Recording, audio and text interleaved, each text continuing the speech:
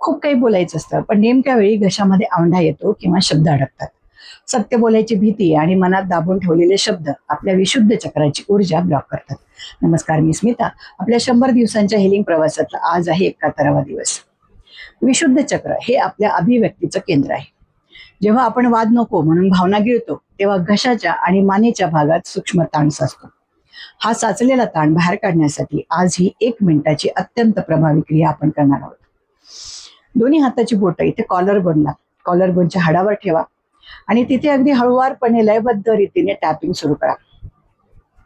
नाकाने खोल श्वास घ्यायचा आहे आणि श्वास सोडताना तोंड बंद ठेवून फक्त हमिंग करायचं आहे. माझ्यासोबत करा. एक दीर्घ श्वास घ्या आणि श्वास सोडताना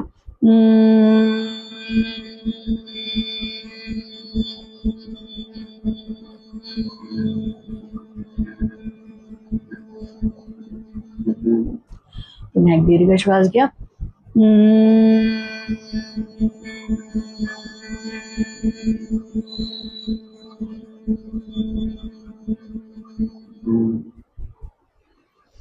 ही ऍक्टिव्हिटी तुम्ही दिवसभरात कधीही करू शकता. जेव्हा तुम्ही शांत बसलेले आहात, काही काम नसाल करत, त्यावेळेला तुम्ही हे हमिंगची प्रॅक्टिस करू शकता.